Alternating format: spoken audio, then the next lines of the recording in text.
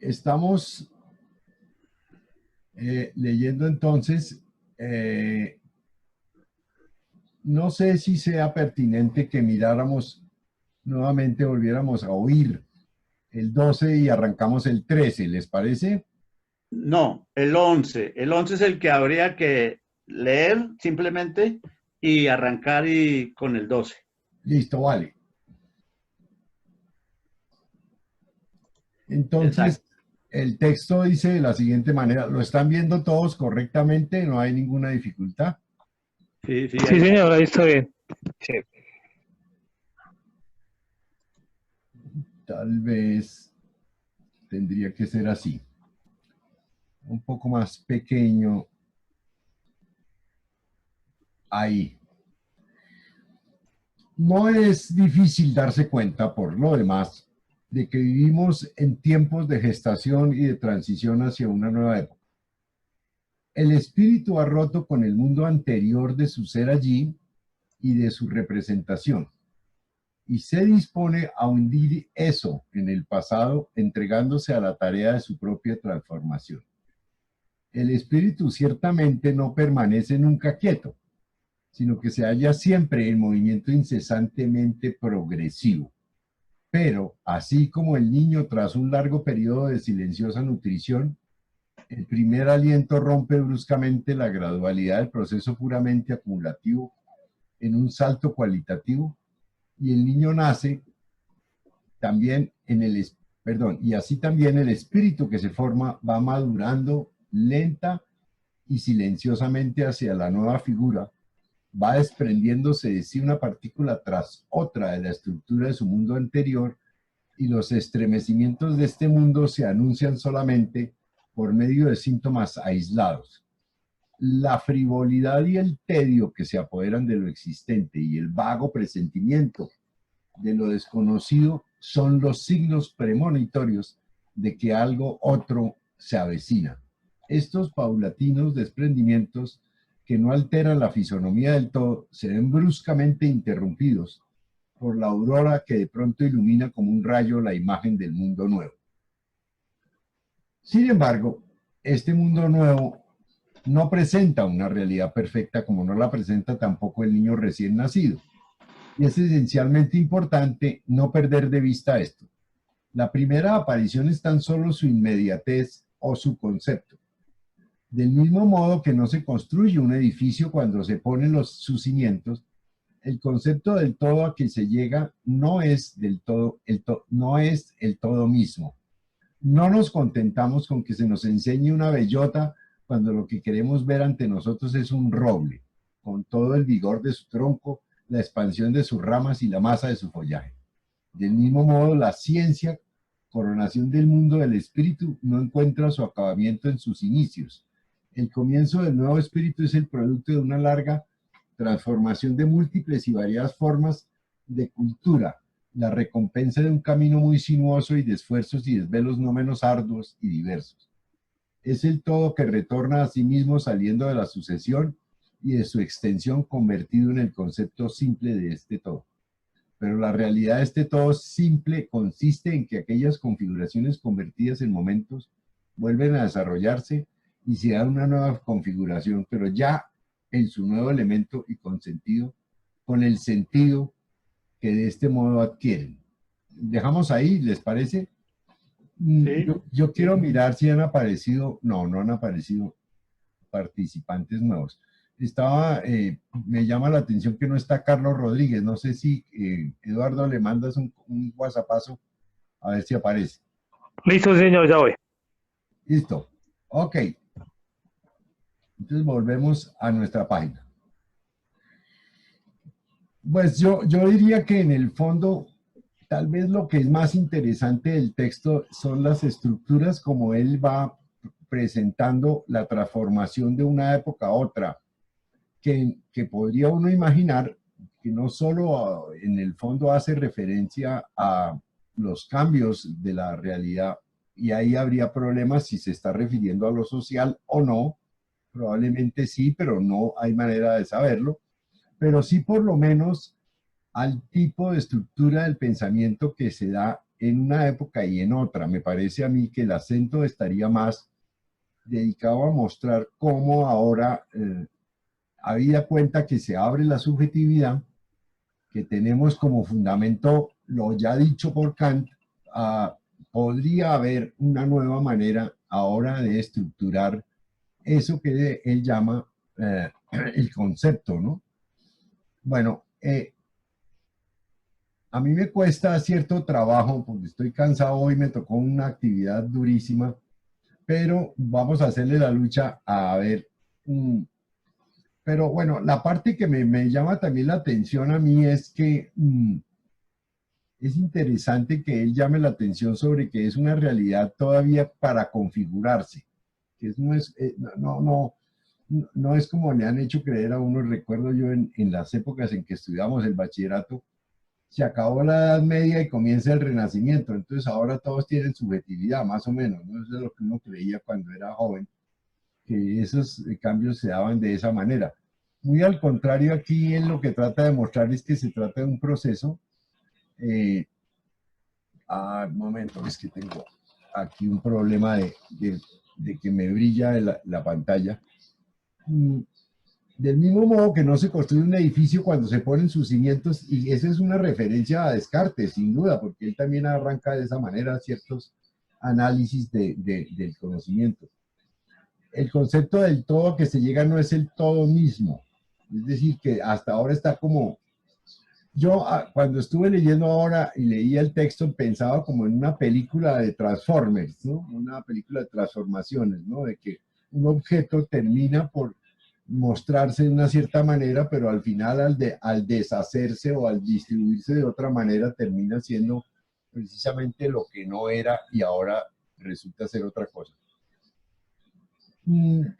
La ciencia, dice él, que sería la coronación del mundo del espíritu, no encuentra todavía su finalización, su momento en que se completa.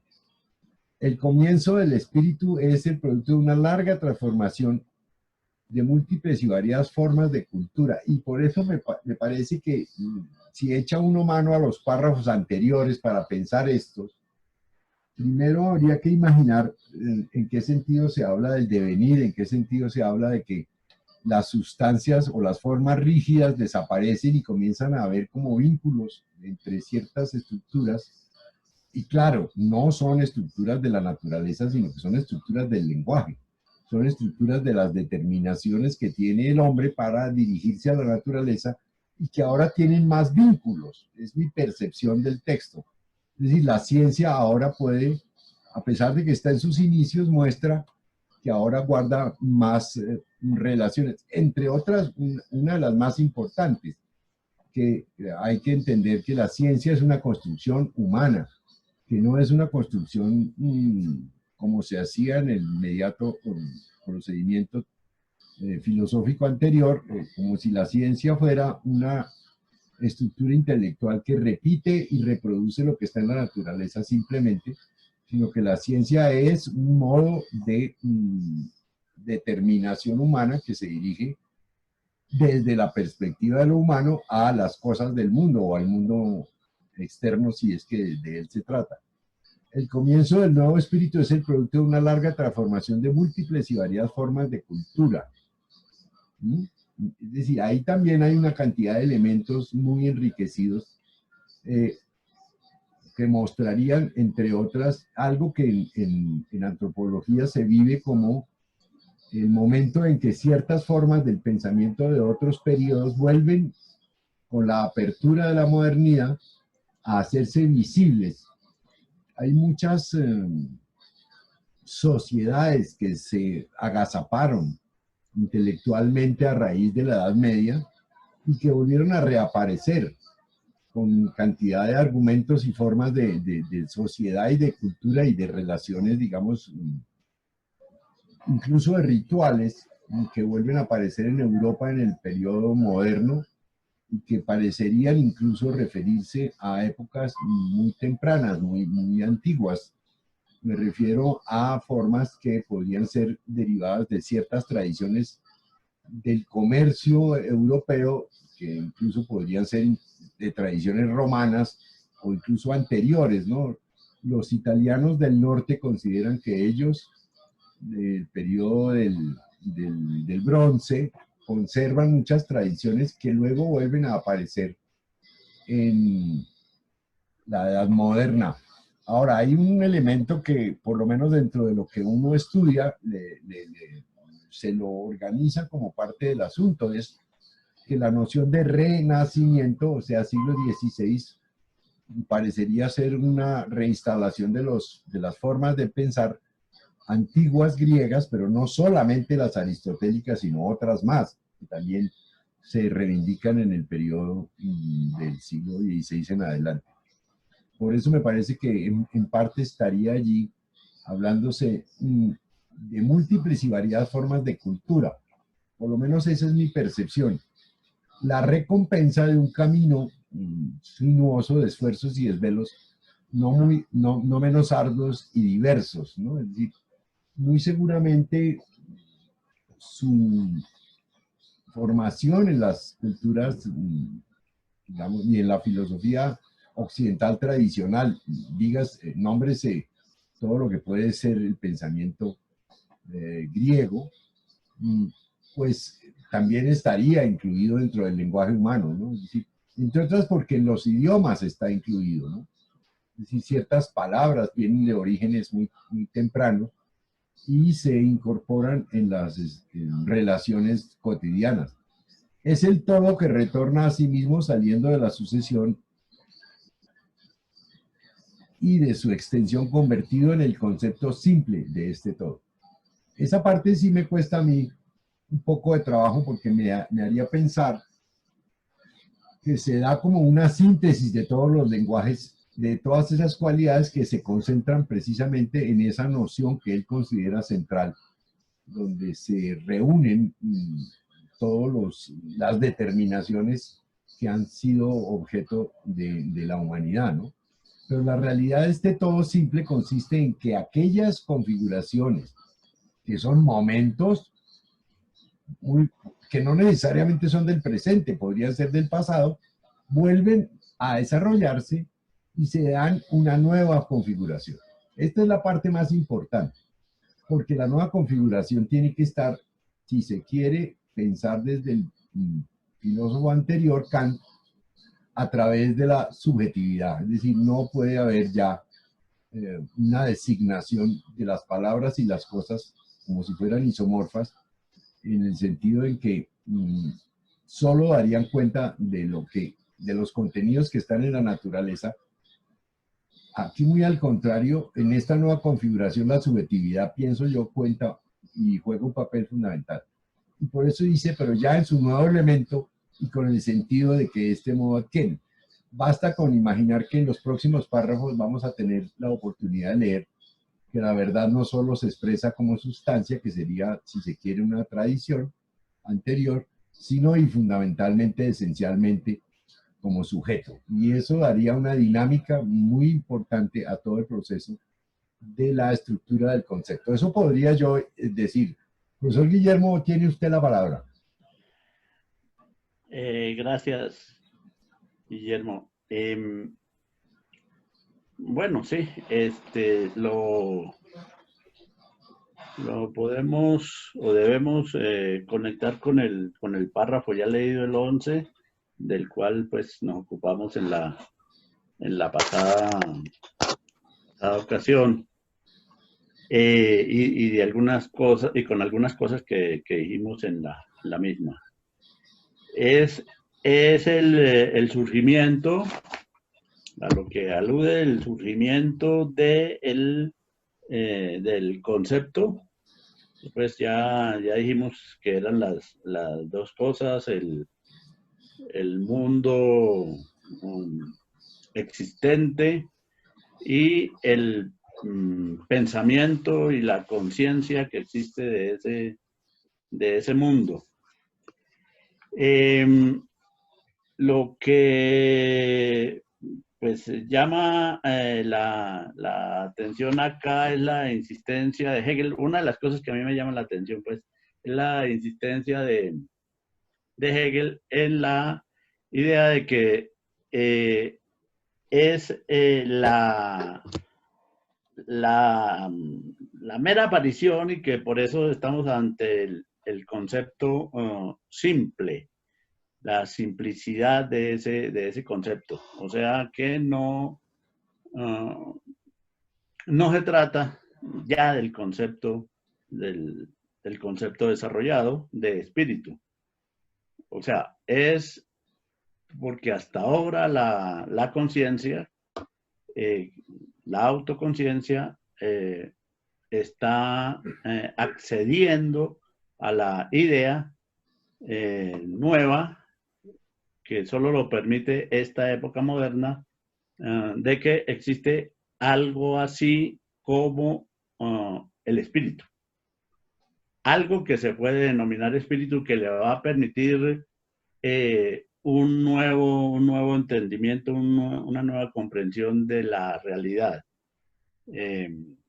Y por supuesto, nosotros lo sabemos, es porque esa nueva comprensión es posible porque también hay pues una nueva configuración de la realidad. O sea, podemos decirlo también al revés. El hecho de que se empiece a generar una nueva configuración de la realidad permite una nueva intelección de ella, de la misma. Entonces, llama la atención eso en un primer lugar, con la advertencia de Hegel de el carácter incompleto, simple, aproximativo, en el sentido de que es mera aproximación, se está aproximando, está aterrizando.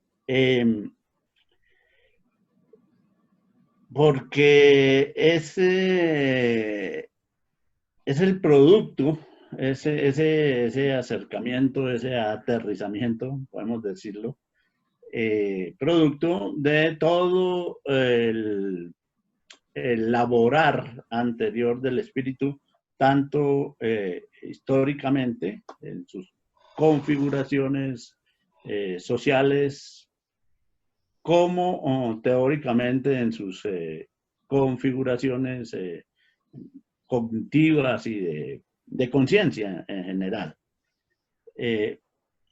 Bueno, hay un pasaje quizá más adelante donde se habla de que ese advenimiento es de alguna forma también abrupto. Es decir, se ha formado lentamente, pero llega un momento, pues que lo ha dicho, creo que en el párrafo anterior, como un cambio cualitativo. Ahí utiliza esa terminología. Ahora, hay una cuestión que he mirado en las distintas traducciones, incluso en el texto que utilizó Gutiérrez Girardot, él prefirió y tachó la expresión formas de cultura por procesos de formación. Simplemente por procesos de formación, aludiendo a procesos de formación en el pensamiento, en la conciencia. Sí.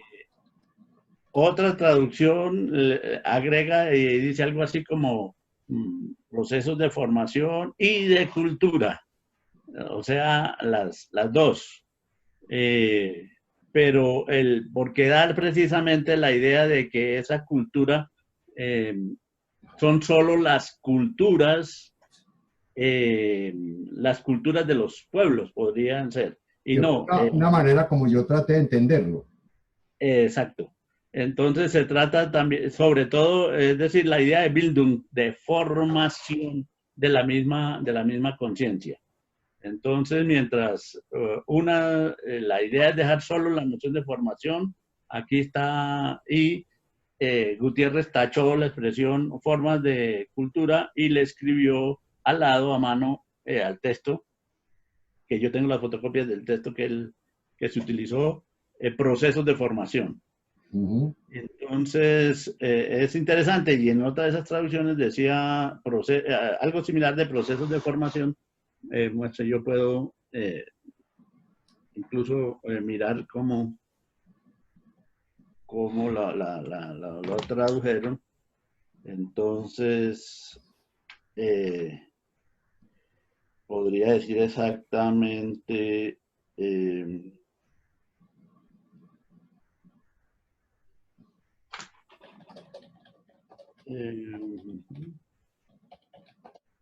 porque aquí en esta es donde dice las dos cosas, procesos o momentos de formación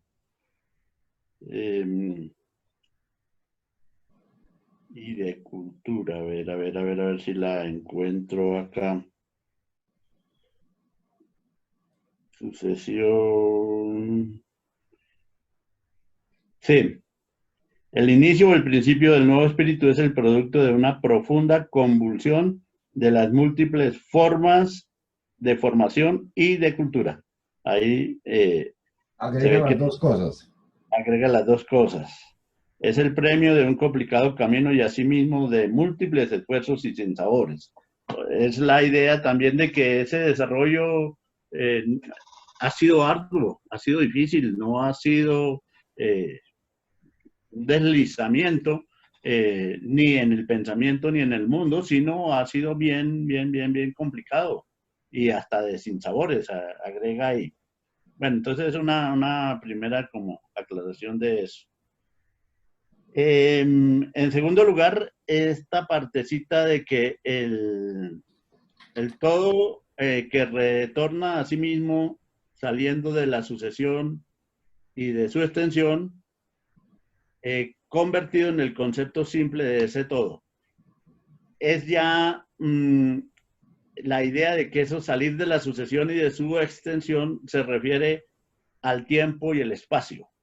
O sea, al proceso, la extensión es el espacio, la sucesión es el tiempo, Claro. y entonces la idea es que por eso estamos ante el concepto, sí, solo concepto, pero de manera simple, Sí, como sí. porque se está considerando la cosa, por así decir, abstractamente, fuera del tiempo y del espacio. Entonces, esa es una otra aclaración pertinente que hay que hacer. Y es el mismo todo que retorna a sí mismo, dice, saliendo de la sucesión y de su extensión. Y está convertido en el concepto simple de ese todo. Es el mero concepto. Estamos ante una figura muy particular de ser el inicio pues, de algo en el terreno del pensamiento. Y todo lo que fue, todo lo que ha sido, sería lo que entenderíamos en ese último periodo, esas configuraciones de la conciencia, las formas que se dio la conciencia antes, pasan ahora a instaurarse, a ser integradas, cobijadas dentro del nuevo concepto, el del espíritu. Entonces, serán solo momentos de desarrollo del espíritu. Es decir, la misma conciencia empieza a aprender eso, que sus formas anteriores, es aquí como en el momento en que hay una mirada retrospectiva, que sus formas anteriores hacen parte del propio desarrollo, pero de otra cosa más amplia que la misma conciencia. Sí, tal cual. Entonces, serían las dos cosas. Esas configuraciones anteriores que la conciencia tuvo, que antes la conciencia no captaba ese proceso, lo hacía, lo recorría, pasaba de una forma a otra, digamos, de la conciencia a la autoconciencia, de la autoconciencia a la razón, pero no había hecho el análisis del recorrido, porque no le llamaba la atención, llamémoslo así, o no, no había caído en cuentas. Simplemente alguien decía, digamos, el que tiene está al nivel de la percepción, para poner un ejemplo. Se conforma con la percepción, listo. Y quien está al nivel del entendimiento se conforma y trabaja con el entendimiento.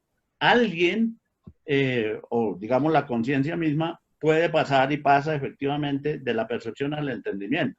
Pero cuando está en el entendimiento, se entrega plenamente a esa experiencia del entendimiento y ya se olvida, no tiene en cuenta el proceso anterior y no se preocupa por ponerse a analizar cómo fue que yo cambié mis propios criterios. Simplemente los cambié, pero no analiza eso. Igual cuando se descubre como autoconciencia, igual cuando pasa la razón. Simplemente es como el que va subiendo por un edificio, digamos, por una escalera, por un ascensor, y en cada piso le parece un piso chévere, confortable, en el que está, en el que se siente bien, y bueno, en el momento en que se sienta mal, cambia de piso, pero no se ha puesto a pensar en el proceso mismo. Ajá. El llegar aquí al concepto simple del espíritu es cuando ya se empieza a captar, hola, ¿qué hacía yo allí más abajo? ¿Qué hacía en el tercer piso? ¿Qué hacía antes en el quinto? Estoy en el séptimo porque subí del tercero al quinto y subí de esta manera, etcétera. O sea, esas estadías de la conciencia en esos pisos anteriores pasan a ser momentos. Ya se hace como el recorderis, pero no es simplemente el recorderis, sino es la integración al proceso. Entender por qué estoy en tal piso me implica que sepa yo por qué estuve en los anteriores, qué hice en los anteriores, cómo subí de los anteriores. Entonces ya no es vea que es el espíritu, es como cuando la conciencia hace objeto de sí su propio recorrido. O sea, no la conciencia, si la conciencia hace objeto de sí su propia conciencia, tenemos la autoconciencia. Pero aquí no, es la conciencia empieza a ser objeto de sí a su propio recorrido y a entender el proceso. Sí. Eso es lo que diría yo respecto a ese último periodo de ese... A mí me llama poderosamente la atención que en el fondo, si uno tuviera yo tengo esa manera de hacer siempre las cosas, de pensar, bueno, ¿y qué relación habría entre lo que está diciendo Hegel y todo lo que significa la filosofía tradicional, digamos, escolástica, por decir algo? Y luego, ¿de qué manera, qué tipo de configuración intelectual o de organización de juicios o de manera de determinar se hace con Descartes? Y muy después, ¿qué tipo de estructuras aparecen en Kant? Y luego, ¿cuál va a ser el modo como Hegel recoge todo ese proceso? Es más o menos lo que a mí siempre, cuando yo leo, siempre voy pensando en 4 o 5 filósofos al tiempo para ver de qué está hablando. A ver si me ayuda. Entonces yo pienso, por ejemplo, que no deja de ser interesante que en esa escalera o en ese edificio que tú describes, que me parece una muy buena imagen, hasta donde, diría yo, en una cierta etapa, por lo menos fue considerado como oficial el modo de pensar que hacía referencia a que existía un vínculo único entre las palabras y las cosas, y por eso la lógica termina por ser una lógica que está tratando de legislar sobre hasta dónde yo puedo hacer un silogismo equilibrado y, ¿cómo se diría?, normal o normativo más bien, y que haga referencia a esa ontología, a ese modo de ser de la naturaleza en donde las palabras tendrían que estar puestas en lugares adecuados y las conclusiones finales del silogismo tendrían que ser, digamos, equilibradas o consistentes, coherentes con toda la estructura del modo de ser de la naturaleza, porque las palabras serían casi como testigos de la realidad. Eso por un lado, eso sería un modo de conciencia muy particular, ¿no? De la percepción, pero no es estrictamente la percepción, porque ahí ya hay una teoría que modela el modo de objetivar. O sea, hay una cierta estructura de objetividad dentro de la cual o me muevo yo o simplemente me quedaría en un mundo no intelectual, ¿no? O no filosófico. Un segundo momento es cuando yo percibo que Descartes se organiza una manera de determinar la calidad de la conciencia. Es decir, él dice, yo intento dejar de pensar y no puedo. O sea, esa parte es como si se tratara de ahogar simplemente guardando la respiración, ¿no? La conciencia sigue estando allí en despierto, dormido, en vigilia, en cualquier etapa, y eso me hace pensar que esa dinámica no estaba descrita, no estaba incluida dentro de las reglas anteriores de Aristóteles, ¿no? Y esa dinámica es la que va a generar, entre otras, las contradicciones de la conciencia, porque es la conciencia en su ejercicio, en su dinámica propia, la que constituye ese tipo de ejercicio, esa dinamis, ¿no? Esa dinámica de llevarse la contraria, ¿no? Es decir, ¿será que...? Y uno lo ve en el discurso del método, no sé si de manera retórica o muy profunda en términos de mostrar la objetividad de la subjetividad, ¿no? Como un primer anuncio.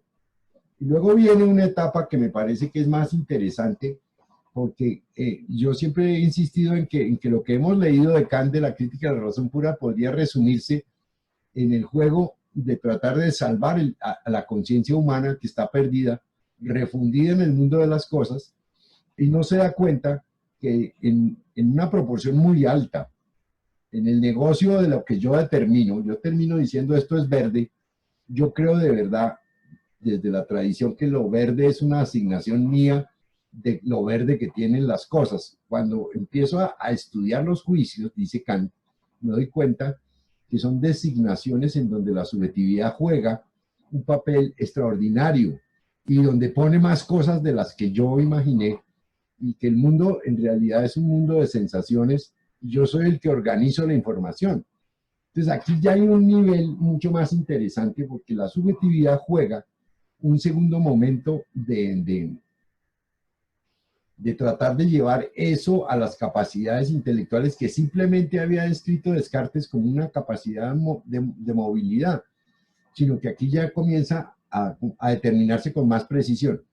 No deja de ser interesante que cuando Kant dice, no, es que el tiempo y el espacio no son para nosotros estructuras de la naturaleza, sino son capacidades, intuiciones puras, ¿no? Formas que usamos para podernos ubicar en el espacio y en el tiempo. O sea que la sucesión, ¿sí? La sucesión temporal o la estructura espacial son características propias de nosotros mismos.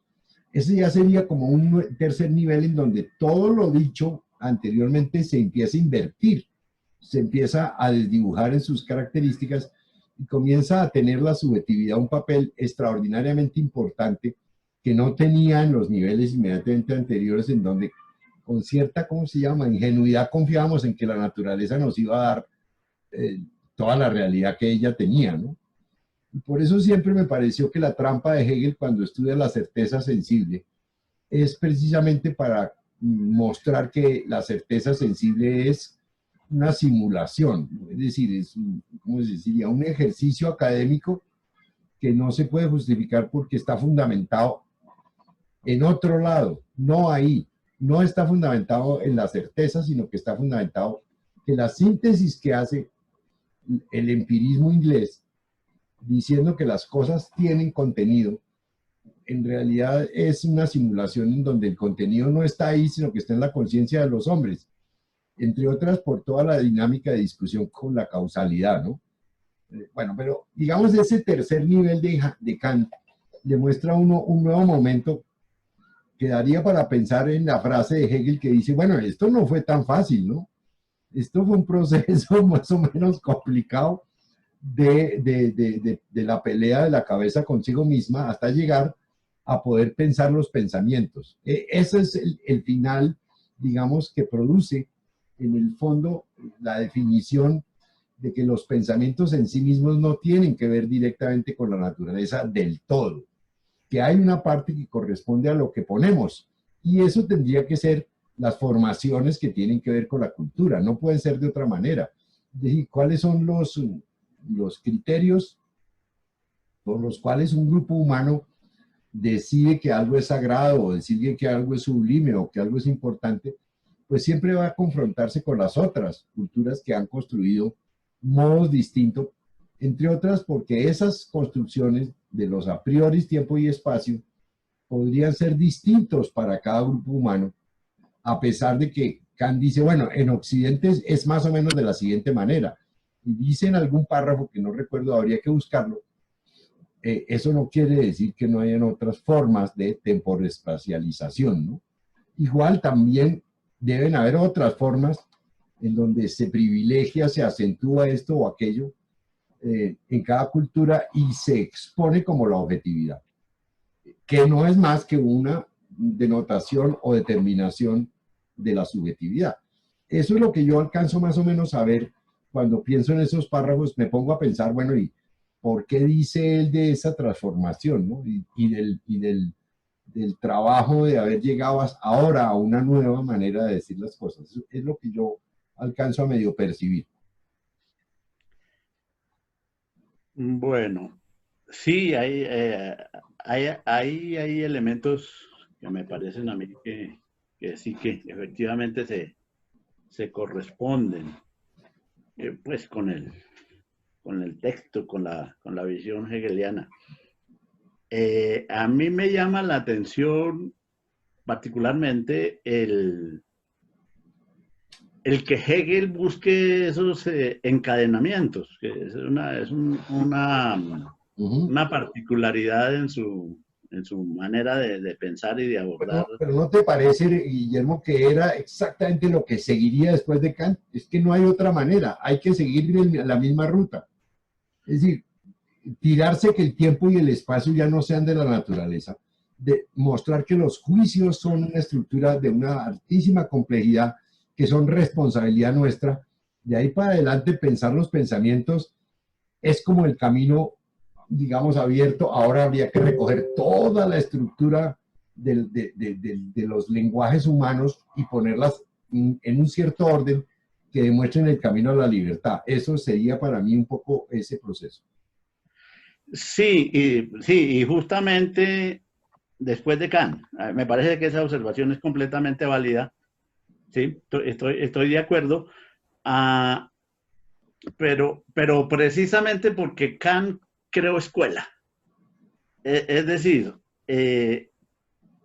mientras que yo veo, no, escuelas evidentemente existieron siempre, ramas a lo largo del desarrollo de la filosofía, conscientes o no conscientes,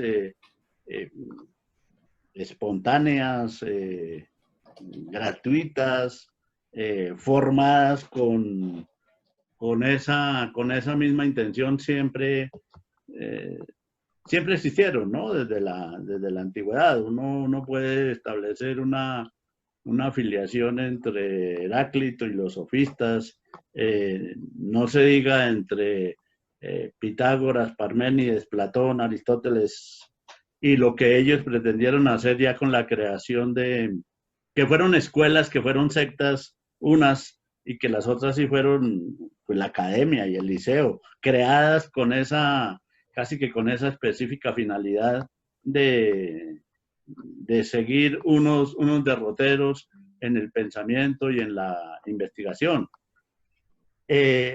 Pero también me llama la atención la presencia, y ahí sí sería justamente de las rupturas que presentan los grandes pensadores, por un lado en los marcos de continuidad que pueden existir, uno los ve claramente entre Platón y Aristóteles, pero también las rupturas que existen en ellos.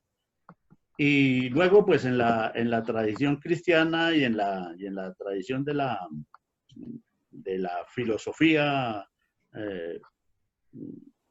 de la filosofía de ese periodo, poshelénico, dijésemos, hasta Descartes. Pero algo que uno observa, no sé, en Descartes y también que está presente en otros filósofos es como el interés casi contrario por la ruptura, por el decir, aquí nos toca empezar de nuevo, a fundamentar todo. Eso es Descartes. Sí, Los empiristas ingleses pues tienen su propio desarrollo, forman sus propias escuelas, pero evidentemente por ese lado pues todo va a confluir en Kant. Evidentemente ahí confluye todo. Yo pues he insistido bastante en lo de Spinoza, pues ahí también está presente otra vertiente, otro desarrollo del pensamiento y justamente ligado pues al problema a las dos características básicas de ese pensamiento, de la unidad de la sustancia por un lado y el problema de la libertad por otro. Pero el proceso el interés por seguir un proceso y pensar ese proceso, me parece a mí que es clave en el hecho mismo del idealismo alemán. Es decir, el que Fichte pretenda arrancar de Kant y desarrollar algunos aspectos de Kant, haciendo críticas, evidentemente, a Kant. El que Schelling prosiga y luego Hegel, también hay un hilo claro que viene ahí de Kant. Y entonces, yo pensaría que Hegel es el primero en ponerse a reflexionar, oiga, aquí aparte de que cada cual va planteando sus propios criterios al respecto de qué es lo que es, qué es el saber de lo que es, qué es la libertad y demás, hay una continuidad, hay un desarrollo, que se puede seguir, la pista esa de los pisos, de las escaleras, de ir subiendo. Eso no le interesa a Kant como tal, aunque él sea resultado de esto, pero no les interesa, a Descartes menos. no, nada. No les interesa, ellos precisamente porque no tienen en cuenta, tiene que ver con que no tengan en cuenta la historia. ¿Para qué? El problema es que yo tengo que pensar a partir de principios firmes, dice Descartes, y eso no tiene nada que ver con la historia. Los otros no lo pudieron hacer, pero yo sí encontré algo indubitable, algo sólido, un punto arquimédico, etcétera. De ahí en adelante puedo arrancar. Entonces no interesa hacer unas conexiones con el pasado, con los pensadores anteriores, pero para Hegel sí es evidente que eso es necesario y seguramente aparte de todo lo que él argumenta de la historia, de las formas, de la conciencia, de ese desarrollo que a ninguno de ellos les interesa, a los anteriores, no sé si tenga algo que ver con el propio desarrollo de su propio pensamiento, el de Hegel, que ha sido un pensamiento que primero estuvo manteniendo una visión, luego la cambió y posteriormente forma la suya con dificultades, pero se va haciendo. Él tiene un proceso en sí mismo, un proceso que mirar de formación. Entonces, ese es el aspecto que a mí me llama la atención y eso es justamente lo que se va a denominar espíritu.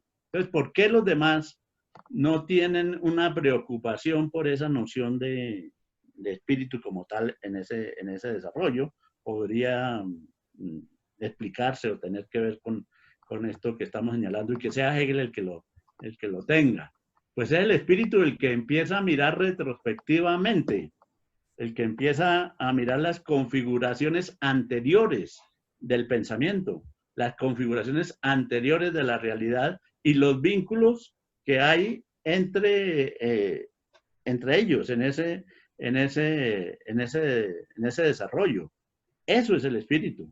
Y el que tiene esa visión de ese espíritu como tal, pues que llega hasta nosotros, pues es Hegel. Posiblemente otros hayan tenido también formulaciones parecidas, pero pues yo por lo menos no las conozco, no las conocemos, o no fueron tan decisivas después precisamente para hacerse conocidas.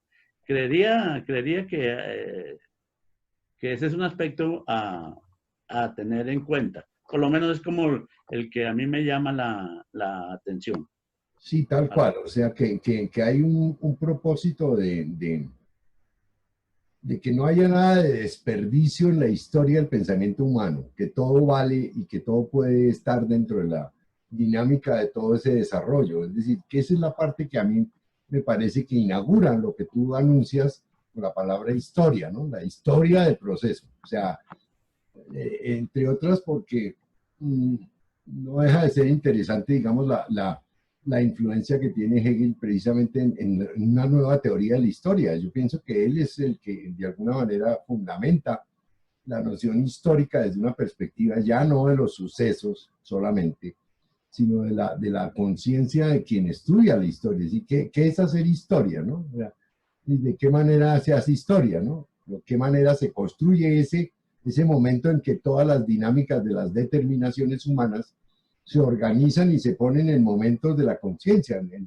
en figuras de la conciencia que se van procesando hasta darse cuenta de algo que es absolutamente insólito, que es que todo ha sido una construcción humana, no ha sido de otra manera, ¿no?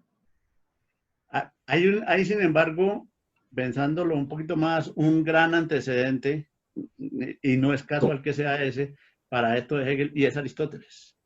Porque si uno mira a Aristóteles, cuando uno se acerca a Aristóteles, cualquier problema que él va a trabajar, él hace la historia del problema, cómo los otros han respondido a ese mismo problema. Es prácticamente el creador de la historia de la filosofía, Aristóteles. Entonces, ahora, no es que establezca esas ligazones, pero dice, fulano de tal, los pitagóricos plantearon la cosa de esta manera, Parménides dijo esto al respecto, fulano de tal dijo esto, ahora nosotros expresamos nuestro punto de vista, el de él, pero entonces, para eso, para expresar el propio punto de vista, el de Aristóteles, él ha hecho unas consideraciones previas, por eso se aprende mucho de historia de la filosofía griega leyendo a Aristóteles, que me parece que es el creador de la historia misma de la filosofía. Pero bueno, a su manera, sin necesidad de establecer los vínculos profundos entre ese pensamiento y los acontecimientos históricos, etcétera, pero él ya lo hace. Entonces, sí hay un antecedente y qué antecedente, ¿no? Y exactamente para Hegel, que es un aristotélico, un aristotélico tardío, pero aristotélico, con toda la ventaja que le representa para él el hacerlo en el momento en que lo hace. Entonces, sí hay un antecedente que sería precisamente Aristóteles, que yo sepa, ¿no? Vuelvo y digo, puede haber muchos más. Bueno, está el historiador famoso de los griegos, Diógenes Laertes, ¿no? O Laercio. Pero eso es más es decir, habría que volver a mirar con calma, pero eso es más como el anecdotario general de cada una de las escuelas, pero no ubicado en puntos precisos de discusión, como tú ya lo anuncias con Aristóteles frente a lo que pudo eventualmente sacar de ahí Hegel. Pero claro. Sí, un doxógrafo. Sí, un biógrafo. Doxógrafo de las opiniones que... Exacto, sí. Que recogía, evidentemente. Sí, pero a la manera de Aristóteles, que es distinta y además que Aristóteles pues es filósofo.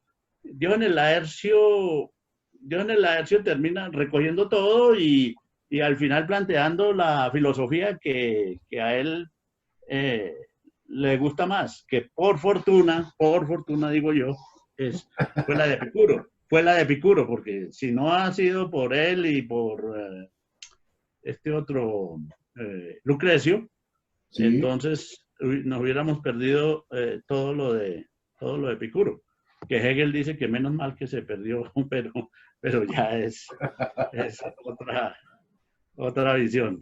Bueno, de preguntas, muchachos. Estamos en la sesión de preguntas. Preguntas o comentarios.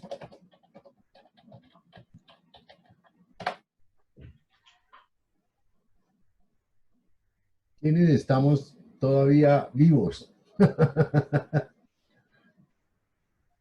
Ah, Eduardo, ¿se te ocurre alguna cosa a preguntar o no? Ahí que lo tengo a la vista porque dejó la cámara puesta, entonces me quedó a boquejarro como el estudiante que está Uy, no, así Poncho en la primera fila. en la parte de adelante del salón. Sí, no, ahí no hay nada. No, pues yo estaba poniendo que en la parte de la transición de la historia, ¿cierto? Y cómo se hace todo ese, no sé, repliegue, ¿cierto?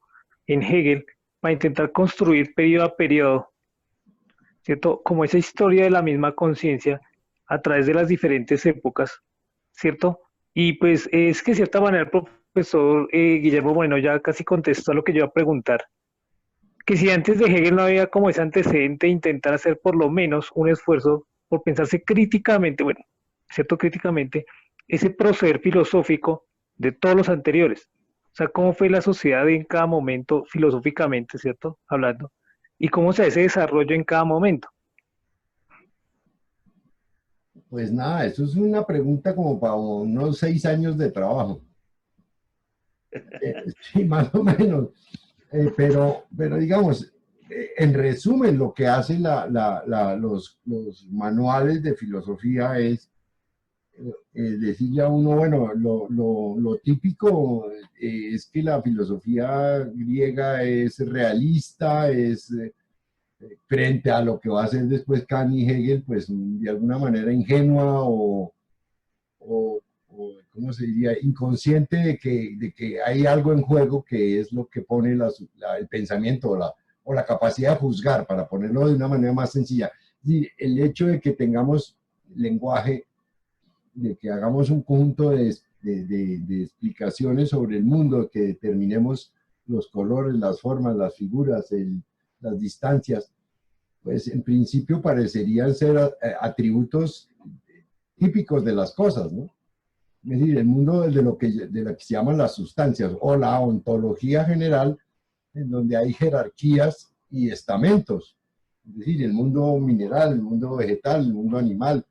Y claro, allí también hay unas dinámicas que describe Aristóteles, en donde son muy interesantes los comentarios sobre que las cosas están en acto, pero también están en potencia, de que existe una dinámica cuasi figurada como evolutiva, si se quiere, aunque no del todo, pero que hay, digamos, una cierta movilidad de la naturaleza. Y el lío fundamental de que captemos o no esos contenidos. ¿Y qué tenemos? Pues tenemos la adecuación entre la cosa y el intelecto. No hay otra, no hay más que la posibilidad de que inventemos una manera de decir que el lenguaje tiene que tener la capacidad de poder decir del mundo la normativa, que sería la filosofía, estaría diciendo cuando hablamos con coherencia o con objetividad. Hasta ahí es una estructura típica que podría... Yo no sé si yo resumo bien, entre otras porque yo nunca tuve buen profesor de Aristóteles, entonces eso complica mucho, porque son mis lecturas trasnochadas o mis versiones de lo que yo pude medio leer en la época en que me ocupé de eso, que no fue gran cosa.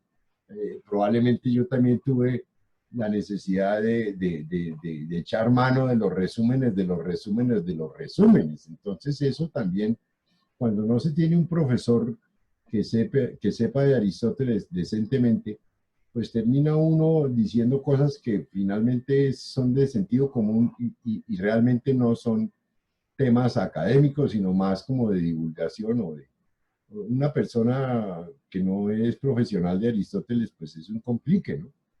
Pero bueno, eso sería lo primero. Después vendría todo el proceso de la patrística, ¿no? El desarrollo de la edad considerada edad media o edad oscura, en donde lo mismo que se había hecho en Aristóteles termina por ser designado a través de la deidad creadora, ¿no?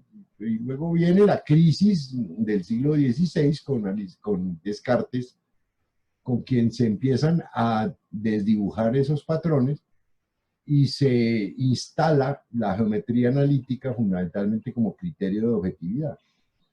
Y finalmente, pues ya lo hemos hecho en el seminario de ya tantos años de Kant, en donde nosotros pensamos que lo que se descubre es que el modo como juzgamos parece ser el responsable de lo que sabemos de las cosas, que esa finitud nuestra nos permite ubicar con ciertas determinaciones que no provienen de la naturaleza y que provienen del modo como funciona la conciencia. Y luego viene este manejo de complejidades de Hegel, en donde ya tenemos una estructura, digamos, que está interesada en reconstruir la historia del pensamiento, la historia del proceso de las determinaciones, y tratar de diferenciar entre en qué nivel está cada determinación o cada enunciado nuestro y qué tipo de cualidades tiene esas determinaciones y hasta dónde abarca, pienso yo, hasta dónde abarca la capacidad, hasta dónde es capaz de reproducir la dinámica misma del pensamiento en términos de poder recoger todas las cualidades que se han venido jugando, que están en el juego mismo de toda la historia del pensar. Eso es un poco lo que yo percibo. Y ahora, ya la historia objetiva, la historia paralela de las sociedades, pues es un poco más enredado y habría que mirar hasta dónde todo eso se corresponde de esa misma manera, probablemente no del todo, porque digamos, la fenomenología no es simultáneamente, como lo decía Rafael Gutiérrez Girardot, la historia de la sociedad, sino más bien la historia de la reconstrucción de las figuras de la conciencia o del pensamiento humano, que tiene esos niveles, esas clases esas figuras, ¿no? Eso sería lo que yo podría decir. No sé, profesor Guillermo, qué se le ocurre a la pregunta del profesor Eduardo, que nos quiere meter en un lío de 4 años más de seminario. Sí, no, pues yo me ratificaría en lo que dije, pues, o agregaría lo que dije, pues que como que bastaría, pues, pero ese bastaría entre comillas porque no basta. Pero como aquí para la discusión nuestra, pues precisamente esos pensadores que uno toma, que los lee, Kant, Descartes, los empiristas, Spinoza, así de estas épocas, y los antiguos que haya mirado, esos así que uno haya mirado, no se preocupan por hacer esa historia. Es decir, hasta donde yo sé, ellos empiezan directamente por su problema, primero. Segundo, si hacen alusiones históricas, a veces establecen algunas filiaciones, ciertamente. Y dicen, bueno, estos planteamientos ya los había hecho fulano de tal o sutano, ya había dicho algo parecido, pero lo que pasa es que yo lo voy a decir de otra manera o en otro contexto o algo así. Más que eso, establecen con los otros contradicciones. O sea, son más comunes las presentaciones de las diferencias que pueden tener con otros pensadores anteriores a ellos. Entonces presentan contradicciones, visiones diferentes o algunas escasas filiaciones. Y si son filiaciones, son más coincidencias que verdaderas filiaciones entre ellos. Como fulano de tal decía, y yo estoy de acuerdo, y yo estoy de acuerdo con eso, entonces plantea algo similar.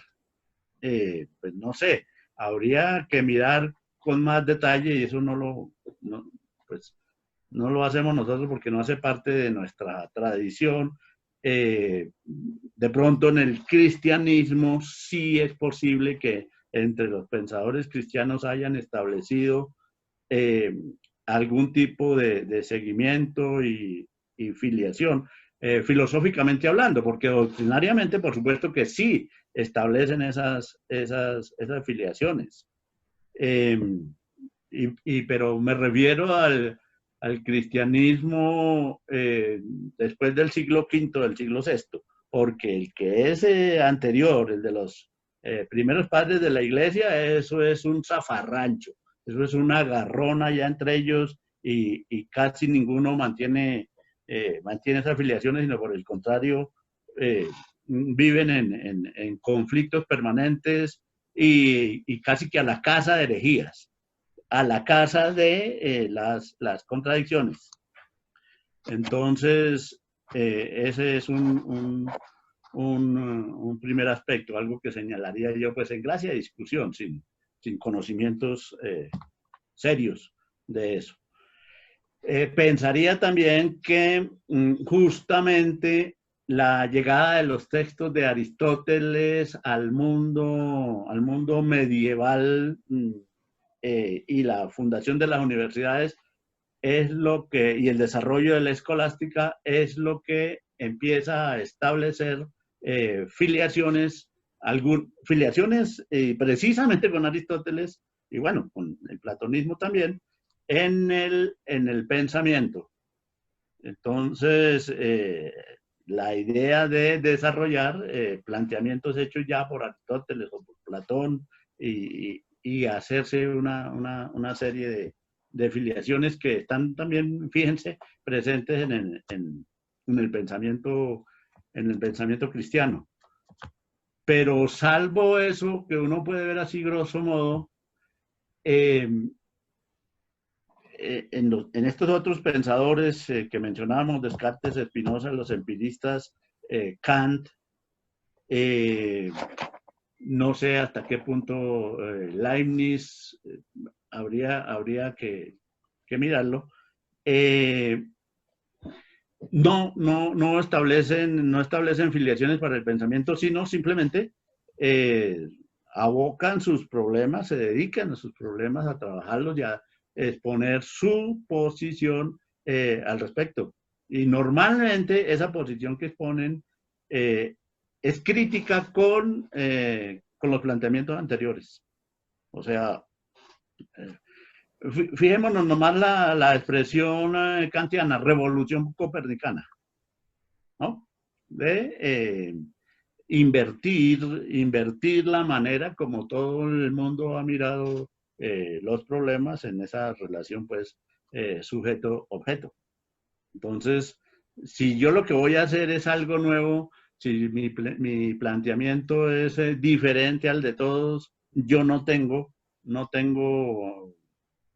antecedentes, no tengo antecesores que claramente pueda hacer una conexión.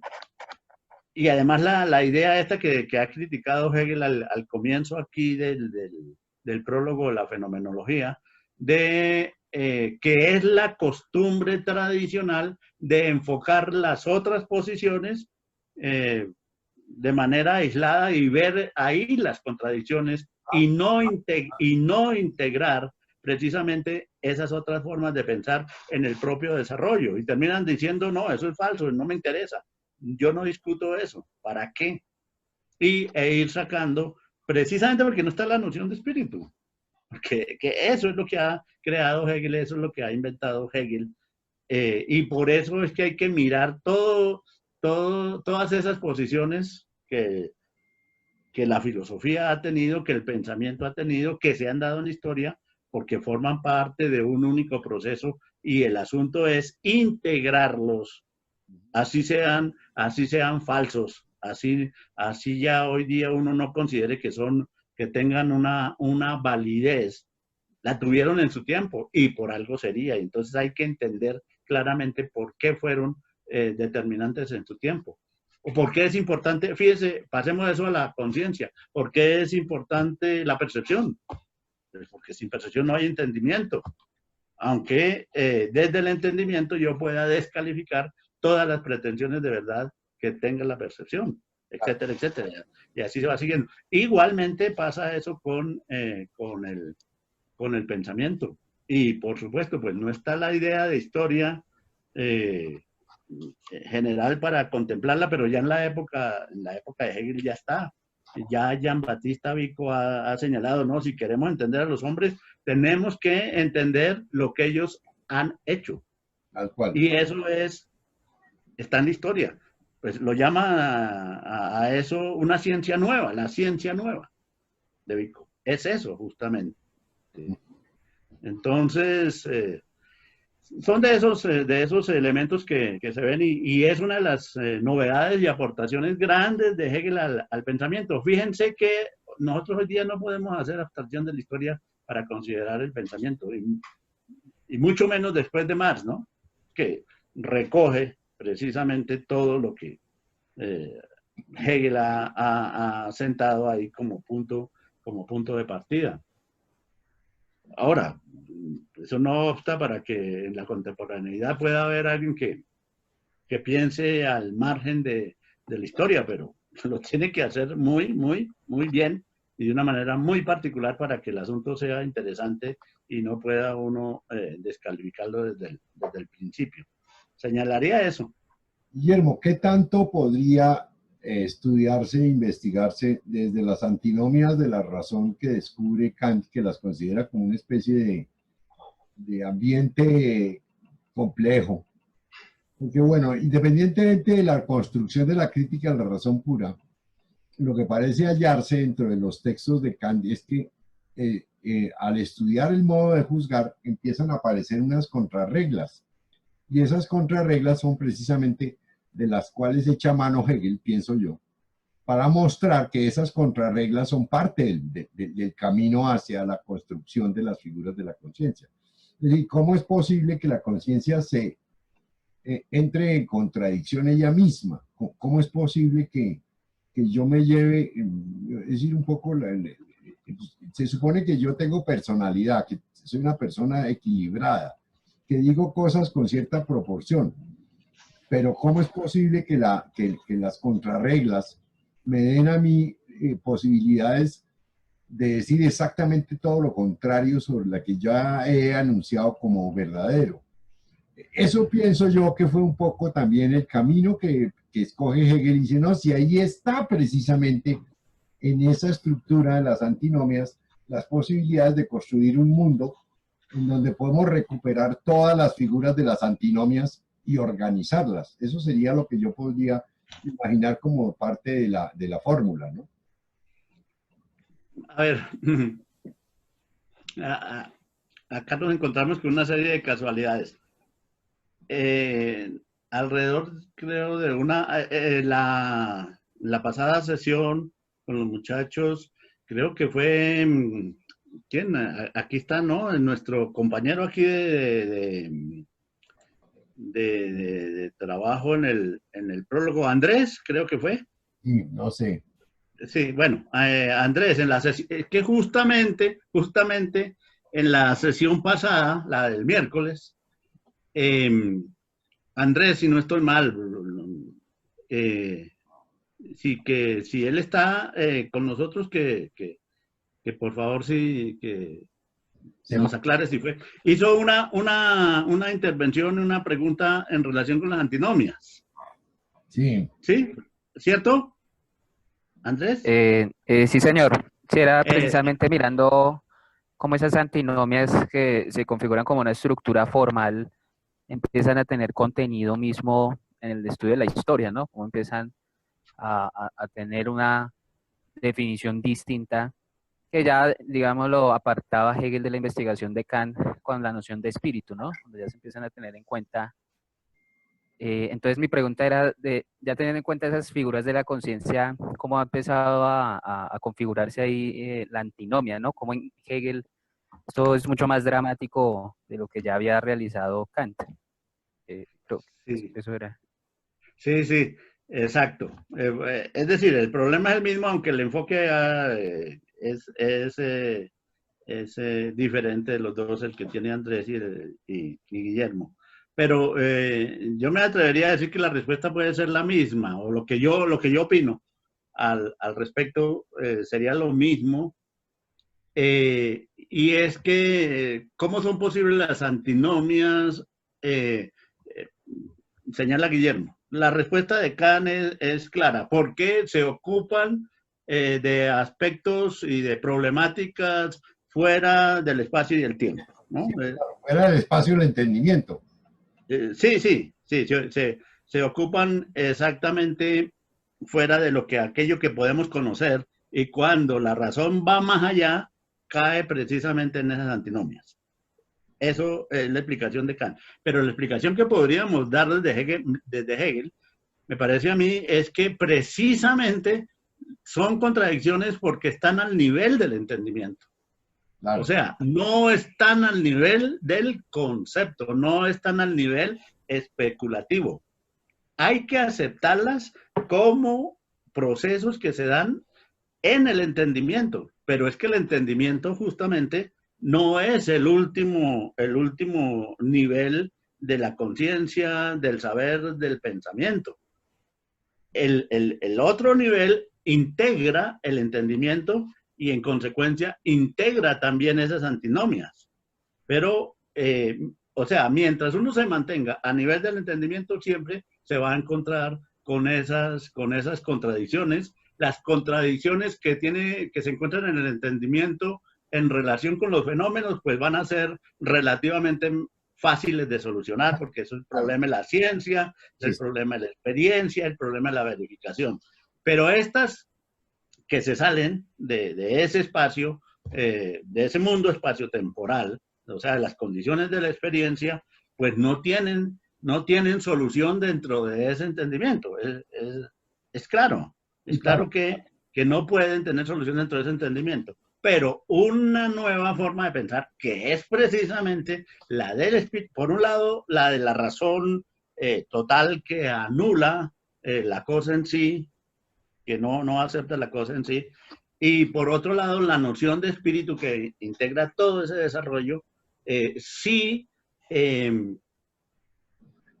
comprende y entiende por qué se presentan esas contradicciones ahí, y además cómo pueden ser integradas al desarrollo general del pensamiento, mostrando justamente eso, que es como el ejemplo venido como anillo al dedo, le cae a Hegel precisamente la existencia de esas antinomias para mostrar todo el proceso de contradicción y dialéctico que existe en el desarrollo general del pensamiento, del propio espíritu. Claro. Entonces, yo lo veo por ese lado, que es la respuesta similar más o menos a la inquietud que Andrés presentó el miércoles pasado.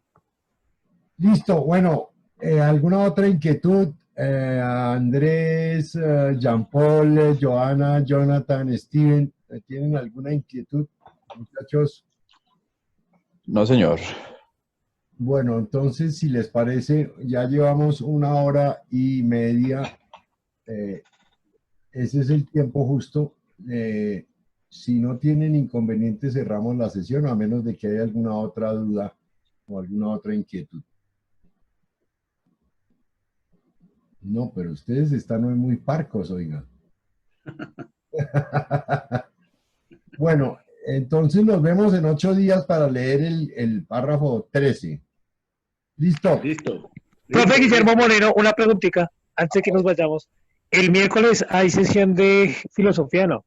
No, es cada 15 días. Ah, bueno, sí, perfecto. En 15 días. En 15 días. Listo, profe. Ok.